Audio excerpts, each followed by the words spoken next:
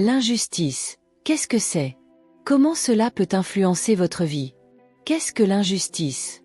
L'injustice est un concept complexe qui fait référence à l'absence d'équité ou de traitement juste dans les relations, les décisions, ou les systèmes sociaux et légaux.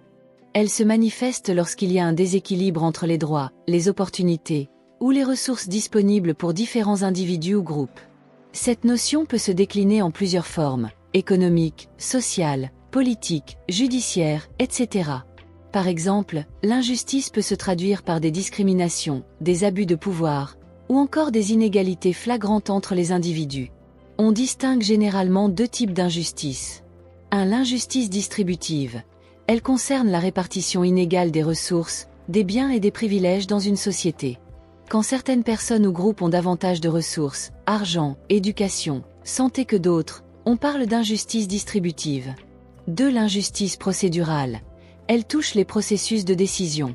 Si les règles de justice, comme la transparence, l'équité et la participation, ne sont pas respectées, cela crée une injustice procédurale. Comment l'injustice peut-elle influencer votre vie? L'injustice, qu'elle soit personnelle ou systémique, peut avoir des effets profonds et durables sur l'individu, tant au niveau émotionnel, mental, que social. Voici quelques manières dont elle peut influencer une vie. 1. Stress et anxiété. Faire face à l'injustice, qu'elle soit subie dans le cadre familial, au travail ou au niveau social, peut créer un stress chronique. Les individus qui se sentent victimes d'injustice peuvent souffrir de troubles émotionnels comme l'anxiété, la dépression ou un sentiment d'impuissance. Cela peut perturber leur équilibre personnel et leur bien-être mental. 2. Perception de soi et confiance. Vivre une injustice peut altérer la manière dont une personne se perçoit. L'injustice sociale ou systémique, par exemple, peut renforcer des sentiments de honte ou de culpabilité chez des individus d'un groupe marginalisé, ce qui peut diminuer leur estime de soi et leur confiance dans leurs capacités. 3. Comportement et attitudes sociales. L'injustice peut également entraîner des changements dans la manière dont les individus interagissent avec la société. Cela peut provoquer un sentiment de méfiance envers les autorités, les institutions ou même les autres individus. À long terme, cela peut mener à de l'isolement ou à une colère sourde, voire à des comportements radicaux ou violents en réaction à des injustices perçues. 4. Opportunités de vie. L'injustice peut limiter les opportunités de certaines personnes. Les discriminations raciales, de genre ou économiques sont des formes d'injustice qui peuvent restreindre l'accès à l'éducation, à l'emploi, à la santé et à d'autres ressources essentielles. Cela peut avoir un effet cumulatif sur les individus, les empêchant de réaliser leur potentiel.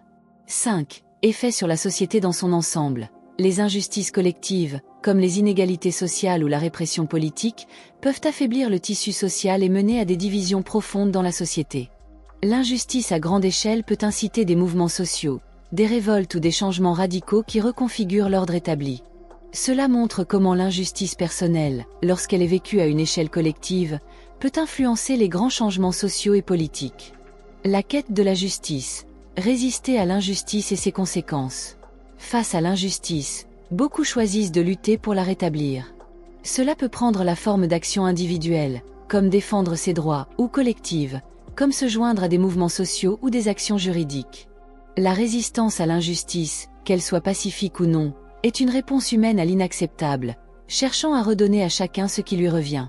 Cependant, cette quête peut parfois avoir un coût personnel important. Si l'injustice est vécue comme une lutte continue et sans fin, elle peut engendrer une forme de désillusion. Mais en même temps, elle peut également mener à des victoires symboliques ou réelles, offrant aux individus un sentiment de justice retrouvée et un réconfort émotionnel. Conclusion. L'injustice n'est pas seulement un concept abstrait, elle a des répercussions profondes sur les individus et les sociétés. Elle peut façonner la manière dont une personne perçoit le monde, comment elle interagit avec les autres, et comment elle vit sa propre vie. Lutter contre l'injustice est un combat pour un monde plus équitable, mais c'est aussi un chemin difficile qui exige courage, résilience et parfois sacrifice. Vaincre les impacts de l'injustice sur sa vie nécessite souvent un travail de réflexion, de gestion émotionnelle et de prise de recul.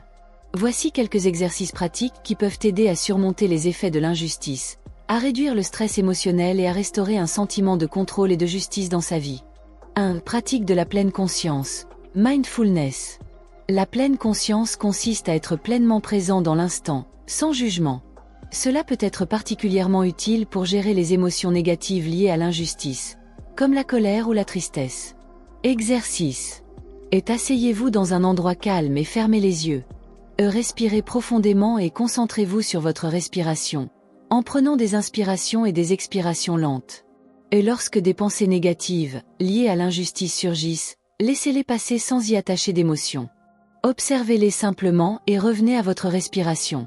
Et cet exercice aide à réduire le stress et à mieux gérer les émotions négatives. Bénéfices. La pratique régulière de la pleine conscience peut réduire l'anxiété et améliorer la résilience émotionnelle face à des situations injustes. 2. Écriture thérapeutique. Écrire ses pensées et ses émotions peut être une manière puissante de libérer le stress et de clarifier ses sentiments face à une injustice. Exercice. Prenez un carnet et notez tout ce que vous ressentez par rapport à l'injustice que vous avez vécue, les émotions, les pensées, les souvenirs associés. Et laissez libre cours à vos pensées sans filtre, sans souci de structure ou de syntaxe. Une fois que vous avez écrit, relisez ce que vous avez écrit et cherchez des éléments sur lesquels vous pouvez travailler. Peut-être une colère injustifiée, des attentes irréalistes, des croyances limitantes, etc. Et vous pouvez aussi choisir d'écrire une lettre, que vous n'envoyez pas à la personne ou l'institution responsable de l'injustice pour exprimer votre douleur et votre colère de manière cathartique. Bénéfice. L'écriture permet de mieux comprendre et gérer ses émotions, de prendre du recul et de trouver des solutions ou des façons de lâcher prise. 3. Reconstruction de la pensée positive. Les injustices peuvent souvent ancrer des pensées négatives ou un sentiment de victimisation. Rééquilibrer ses pensées avec des affirmations positives et réalistes peut restaurer un sentiment d'autonomie et de pouvoir. Exercice. Identifier une pensée négative qui découle de l'injustice vécue. Exemple. Je n'ai aucun contrôle sur ma vie.